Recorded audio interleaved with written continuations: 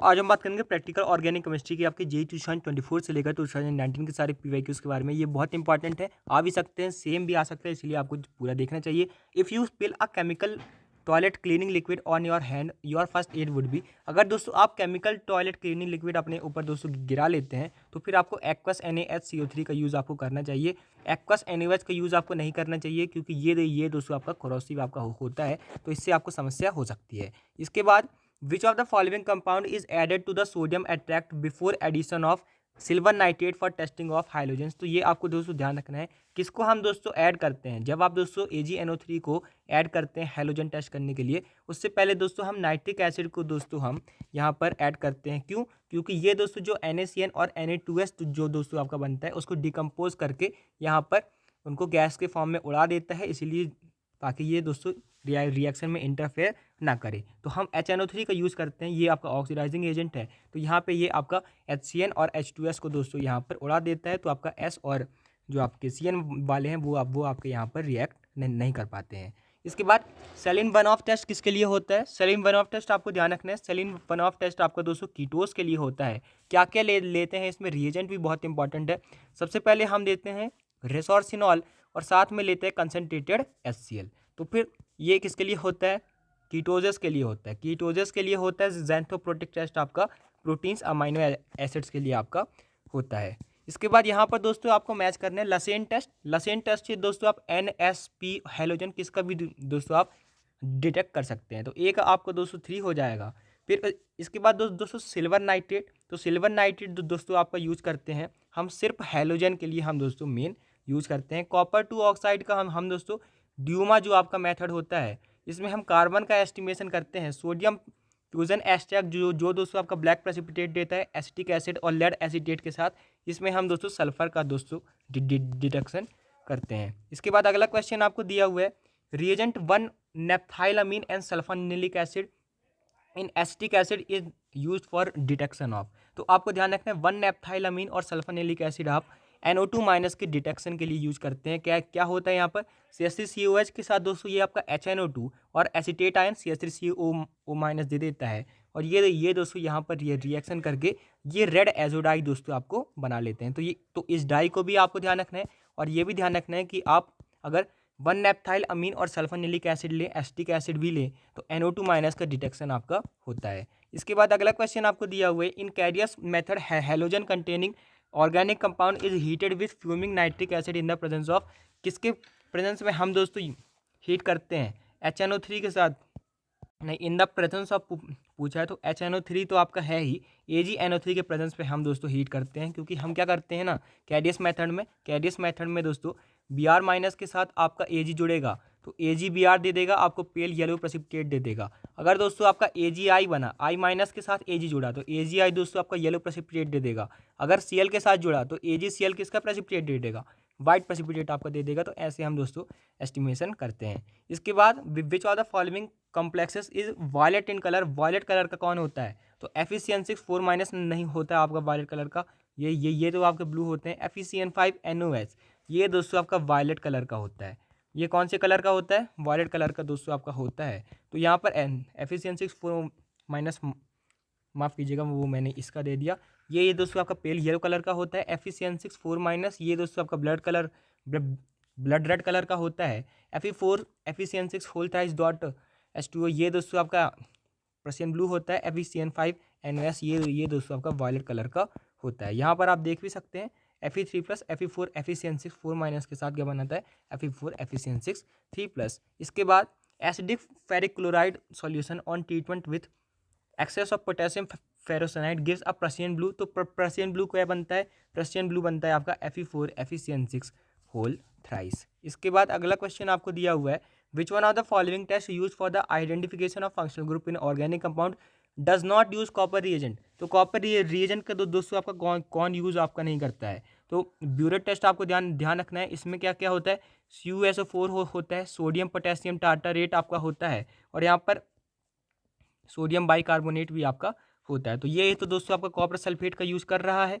इसके बाद Benedict test भी दोस्तों आपका CuSO4 होता है, साथ में NaOH भी होता है, और सोडियम पोटेशियम टार्टोरेट भी आपका होता है। तो ये भी आपका CuSO4 का यूज कर रहा है। बारफोर्ड टेस्ट में भी दोस्तों आपको ध्यान रखना है CuSO4 प्लस CH3COOH का ये दोस्तों आपका सॉल्यूशन होता है, इसमें भी CuSO4 आपका होता है। लेकिन सेलिम वन ऑफ टेस्ट की अगर मैं बात करूं तो इसमें दोस्तों आपका कॉपर सल्फेट नहीं होता, रेसोर्सिनॉल होता है और साथ में क्या होता है, HCl होता है कीटोस के लिए। ये दोस्तों आपका टेस्ट होता है। इसके बाद अगला क्वेश्चन आपको दिया हुआ है, in Lassaigne test when both nitrogen and sulphur are present in organic compound sodium thiocyanide is formed. ये दोस्तों आपका सही स्टेटमेंट है। अगर दोस्तों आपको दिया हुआ है कि सोडियम कि नाइट्रोजन और सल्फर दोनों में है तो क्या बनेगा, NaSCN आपका बनता है, सही बात है। If both nitrogen and sulphur are present in organic compound then excess of sodium used in sodium fusion will decompose the sodium thiocyanate into NaCN and Na2S। ये भी आपका दोस्तों सही स्टेटमेंट है। Na2SCN को दोस्तों ये जो आपका Na होता है डिकम्पोज कर देता है NaCN और Na2S में, इसीलिए हमको दोस्तों HNO3 डालना पड़ता है ये Cn- और H2- को हटाने के लिए। इसके बाद अगला क्वेश्चन आपको दिया हुआ है, the formula of purple colour formed in Lassaigne test for sulphur using sodium nitroxide. तो बहुत बार पूछा गया है क्या उसका दोस्तों पर्पल कलर का है, पर्पल या फिर वायलेट, पर्पल या फिर वायलेट आप लिख सकते हैं। Na4 FeCN5 NaOS, ये आपको ध्यान रखना है, पर्पल या फिर वायलेट। H2- के साथ आपका FeCN5 NO2-, ये आपका रिएक्ट करता है तो ये आपका -2 और -2 -4 आपका हो जाता है CN5 NOS। ये दोस्तों आपका बनता है वायलेट या फिर पर्पल कलर का। इसके बाद अगला क्वेश्चन आपको दोस्तों दिया हुआ है, the reagent neutral ferric chloride is use to detect presence of. तो FeCl3 से दोस्तों हम किस किस का प्रेजेंस डिटेक्ट करते हैं, तो आपको ध्यान रखना है ये आपका एक तो फिनॉल का टेस्ट होता है और एक एसीटेट आयन CH3COO- का भी ये दोस्तों आपका टेस्ट होता है। तो बी ऑप्शन आपका करेक्ट हो जाएगा। एक तो दोस्तों आपका ये CH3CO- के साथ आपका ब्राउन रेड प्रेसिपिटेट देता है FeOH होल ट्वाइस CH3COO, और यहाँ पर दोस्तों ये आपका फिनॉल के साथ दोस्तों ये आपका रिएक्ट करता है और बनाता है वायलेट कलर। तो ये आपको ध्यान रखना, थोड़ा बहुत तो आपको यहाँ पर याद करना ही पड़ेगा। इसके बाद अगला क्वेश्चन आपको दिया हुआ है, in base versus acid titration at the end point of methyl orange, end point पे मिथाइल ऑरेंज कौन से उसमें होता है, क्यूनॉइड फॉर्म में होता है, क्यूनॉइड फॉर्म में होता है, ध्यान रखिएगा। यहाँ पर दोस्तों ये आपका एंड पॉइंट में अगर मैं बात करूँ तो ये आपका क्यूनॉइड फॉर्म में आपका होता है। यहाँ पर आपको N डबल बॉन्ड N बीच में नहीं दिखता है। इसके बाद अगला क्वेश्चन आपको दोस्तों दिया हुआ है, the compound that will give positive Lassaigne test for both nitrogen and halogen. तो दोस्तों यहाँ पर आपको ध्यान रखना CH3NH2.HCl, तो इसमें क्या है आपका नाइट्रोजन भी है, H भी है, ये आपका दे देगा। N2H4 N double bond N है तो ये आपको दोस्तों नहीं दे पाएगा। इसके बाद अगला क्वेश्चन आपको दिया हुआ है, in Dumas method for estimation of N2 the sample is heated with copper oxide and the gas evolve is passed over. तो दोस्तों जो गैस आपकी बनती है, तो जो गैस बनती है उसको हम दोस्तों कॉपर गॉज के दोस्तों ऊपर दोस्तों उसको पास करवाते हैं। इसके बाद अगला क्वेश्चन आपको दिया हुआ है, sulphanilic acid gives esterification test for carboxyl group. ये दोस्तों आपका दोस्तों गलत स्टेटमेंट है। इसके बाद sulphanilic acid gives red colour in Lassaigne test for extra element detection. ये दोस्तों आपका सही स्टेटमेंट है। सल्फानिलिक एसिड दोस्तों एस्टेरिफिकेशन टेस्ट आपका नहीं देता क्योंकि ये आपका सॉल्ट बना लेता है, और यहाँ पर सल्फानिलिक एसिड आपका रेड कलर यहाँ पर दे देता है। सॉल्ट नहीं दोस्तों, ये आपका ज्यूटर आयन के फॉर्म में होता है, इसीलिए ये दोस्तों आपका नहीं देता है, माफ़ कीजिएगा। इसके बाद ये होता है आपका सल्फोनिलिक एसिड, आपका पैरा पोजीशन पे दोस्तों आपका NH2 लगा होता है, पैरा अमीनो सल्फोनिक एसिड, हाँ हम इसको कह सकते हैं ज्यूटर आयन के फॉर्म में होता है, तो ये दोस्तों आपका एस्टरिफिकेशन टेस्ट नहीं दे पाता है। इसके बाद अगला क्वेश्चन दोस्तों आपको दिया हुआ है, नाइट्रोजन। तो नाइट्रोजन में दोस्तों Fe4 FeCN6 होल थ्राइस बनेगा। इसके बाद सल्फर में क्या बनेगा, NOS, यहाँ पर NOS होगा, ये आपका वायलेट कलर का बनेगा। Fe4 FeCN6 होल थ्राइस आपको ध्यान रखना है पर्सियन ब्लू कलर का होता है। इसके बाद फॉस्फोरस, तो फॉस्फोरस के लिए दोस्तों आपका ये बनता है NH4 होल टाइस MOO4 का हम यूज़ करते हैं, और क्या बनता है यहाँ पर NH4 होल टाइस MOO4 डॉल्ट 12 MOO3 आपका बनता है। तो ये आपको दोस्तों ध्यान रखना है, कैनरी येलो प्रेसिपिटेट आपका ये होता है। इसके बाद A का 3 हो गया, B का दोस्तों आपका 1 हो गया। हेलोजन के लिए हम AgNO3 का यूज़ करते हैं, AgCl वगैरह हम यहाँ पर निकाल देते हैं। तो NH4 होल टाइस PO4 सॉरी डॉट 12 MOO3 आपका बनता है। इसके बाद methyl orange is a weak acid, ये दोस्तों आपका गलत स्टेटमेंट है। मिथाइल ऑरेंज एक आपका वीक बेस होता है। The benzenoid form of methyl orange is more intensely coloured, ये दोस्तों आपका गलत स्टेटमेंट है। आपको ध्यान रखना है क्यूनॉइड फॉर्म दोस्तों यहाँ पर आपका ज़्यादा कलर आपका होता है। क्यूनॉइड दोस्तों आपका बेंजेनॉइड से जो दोस्तों ज़्यादा कलर्ड आपका होता है। इसके बाद अगला क्वेश्चन आपको दिया हुआ है, a compound X when treated with phthalic anhydride in the presence of H2SO4 yields Y is use as an acid base indicator. तो ये आपको ध्यान रखना, बहुत फेमस केस है कार्बोलिक एसिड। कार्बोलिक एसिड एक दूसरा नाम है दोस्तों फिनॉल का। फिनॉल का दोस्तों हम H2SO4 और थैलिक एनहाइड्राइड में हम हीट कर देंगे ना, तो फिर यहाँ पर क्या बन जाएगा, यहाँ पर दोस्तों, यहाँ पर ये डबल बॉन्ड ओ दोस्तों यहाँ पर खुल के यहाँ पर आपका फिनॉल्फ्थीन आपका बना देता है। ये आपको दोस्तों फिनॉल्फ्थीन यहाँ पर बना देता है। इसके बाद अगला क्वेश्चन आपको दिया हुआ है, chromatography technique is based on the principle of differential adsorption. तो दोस्तों एडजॉर्प्शन में कौन कौन आते हैं, पेपर तो दोस्तों आपका पार्टीशन में आ जाएगा, पेपर दोस्तों आपका पार्टीशन में आ जाएगा। कॉलम क्रोमेटोग्राफी और थिन लेयर क्रोमेटोग्राफी आपकी एडजॉर्प्शन क्रोमेटोग्राफी में आती हैं, ध्यान रखिएगा। इसके बाद potassium hydrogen phthalate is a primary standard for standardisation of sodium hydroxide solution. ये दोस्तों आपका सही स्टेटमेंट है।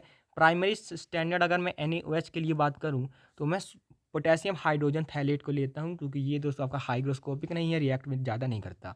इसके बाद in this titration phenolphthalein can be use as indicator. सही बात है, हम इसमें इंडिकेटर के तौर पे फिनॉल्फ्थीन का यूज कर सकते हैं। इसके बाद in Kjeldahl method for estimation of nitrogen CuSO4 acts as, तो दोस्तों आपको ध्यान रखना है CuSO4 as a catalytic agent आपका काम करता है जेल्डाल मेथड में। ये आपसे डायरेक्ट पूछ सकते हैं। क्लो glycerol is purified by vacuum distillation because it decomposes at its normal boiling point. Normal नहीं दोस्तों, अगर दोस्तों हम वैक्यूम डिस्टिलेशन या फिर रिड्यूस्ड प्रेशर डिस्टिलेशन के अंदर कर रहे हैं तो वो दोस्तों आपके बॉइलिंग पॉइंट के नीचे डिकम्पोज आपका होता है ग्लिसरॉल।